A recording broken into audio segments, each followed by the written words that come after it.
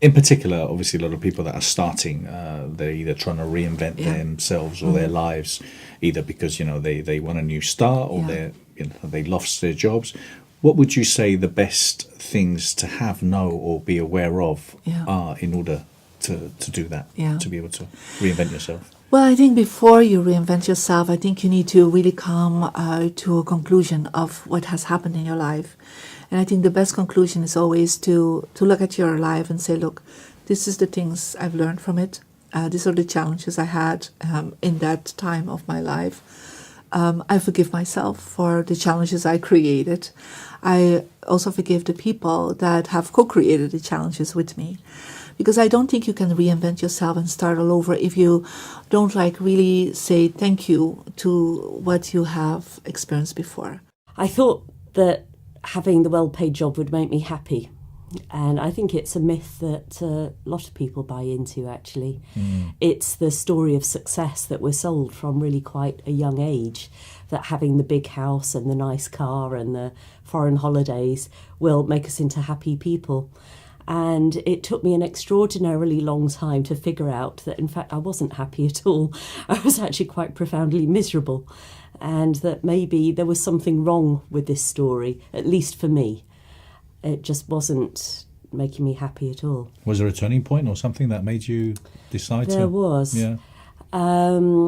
What really woke me up to this fact that this particular story wasn't working for me was an exercise that I did one evening after maybe a particularly bad day in the office, inspired by Stephen R. Covey's 7 Habits of Highly Effective People. Yeah, I've done that. And begin with the end in mind.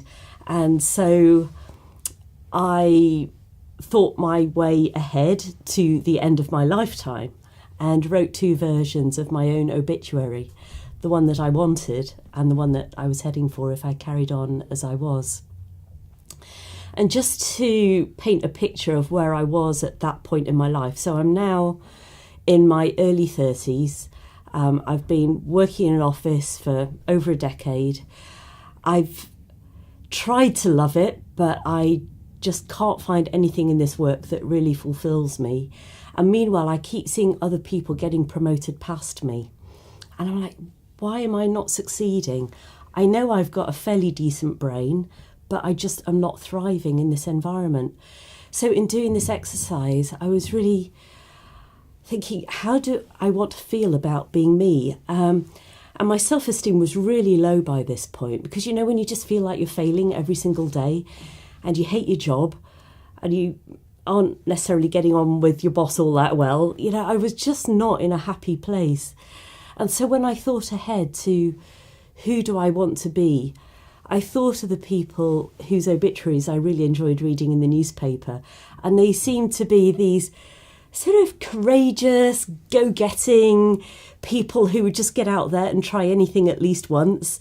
And they might succeed, they might fail, but even if they failed, they pick themselves up and try again. And they just seem to have this almost gung-ho, fearless approach to life, and to have this innate self-confidence that they didn't necessarily have to be seen as successful by other people. They just really wanted to give it a go, to live adventurously. And so, very inspired by them, I wrote this fantasy obituary for myself. And it wasn't really specific on the details. It certainly didn't mention anything like rowing across oceans. But it was just more about how it would feel to be me. And it was quite strange that as I was writing it, it was almost like I'd opened a doorway into a parallel universe where I was living this amazing life and feeling so different being in that life, that it felt so real, even though it couldn't have been more different from the life I was actually living at that time. It felt authentic, it felt real, to the extent that when I finished writing it, I sat back in my chair and thought, wow, what an amazing life I've had, and then had sort of hit myself around the face and remind myself that that was just the imaginary one, the fantasy obituary. And then, of course, I had to write the one that I was actually heading for if I carried on as I was. And superficially, it looked successful, decent job, decent paycheck, nice house, security, pension plan, all the things that grown-ups are supposed to have. But it just seemed so grey compared with this amazing Technicolor, really vivid fantasy obituary that I'd just written. I suddenly just had this crazy idea. It just popped into my head. Why don't you row across oceans and use that as your platform through blogs, which usefully had now been invented, which is why it's good I didn't do my adventures any earlier in my life. You could use your blogs and your books and your talks and your interviews to talk to people about environmentalism. And my first reaction to this crazy idea was, that's perfect. It's amazing. Ticks all the boxes. And then the next thought was, that's ridiculous. I can't possibly do this. It's so far outside of anything I've ever done before. That a lot of people have done. That a lot of people have done. I just don't know if I can do this. So it's funny, looking back now, I think my heart knew immediately You were going to do it. that I was going to do it. But the head, the self-preserving ego was like, no, this is ridiculous. How long did it take you to convince yourself and make it happen? A week. A week? Yeah. I was trying to talk, like the head was trying to talk my heart out of it. Yeah. But every morning I would wake up and think of more reasons why it just really was the perfect project for me. So lack of confidence. How do you help somebody become more confident? Well, I always look at babies, having had one myself, and babies are born with so much confidence. If you push the pram down, people come and go, your baby's so cute. They don't go, don't look at me, I don't like attention. They love attention. If ever you've sat round a pool, you'll hear all these kids saying, Daddy, look at me, Mummy, look at me. So we come into the world loving attention. I mean, that's the first experience you get. Everyone looks at you, the doctor, the nurse, the midwife, parents, grandparents. So what I tend to do is reactivate that innate confidence that you were born with, and at the same time have a look at why you've lost your confidence. It's always, there will be something very specific that causes people to lose their confidence, but they don't really lose it. I believe it becomes submerged under all kinds of negative beliefs, and when you remove them, the confidence can come back. So I give people back what they were born with, which is better, because then they don't go away and think, well, I've never had it. They go away and think, yeah, of course I had it, and I can have it back again. Can anybody become more confident? Yeah, absolutely. The thing with your mind is, and the mind is really simple, your mind does what it absolutely thinks you want it to do. So if you fear rejection, if you've been humiliated at school or by, as one of my clients was telling me that she went to work on her first day, her boss shouted out across the floor, she's useless, she'll never be good at anything. And when you're humiliated like that, the number one job of your mind is to make sure you never experience that again. So your mind is always working to move you away from anything that causes you pain, and it has to find out what causes you pain to move you away from it.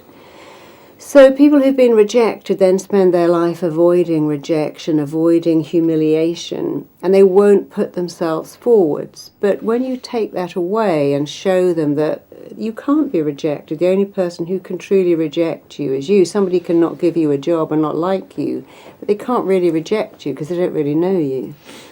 And so I teach people that there's no such thing as rejection. Nobody can diminish you. And once you believe in yourself, then it doesn't really matter what other people think. And people get very concerned that that's arrogance, but it's not. It's just a self-esteem that radiates out from you. So you can't really be diminished. You can have bad days, but we can all feel incredibly confident and incredibly self-assured. And the great thing is that people love that. You want to be with people who are self-assured.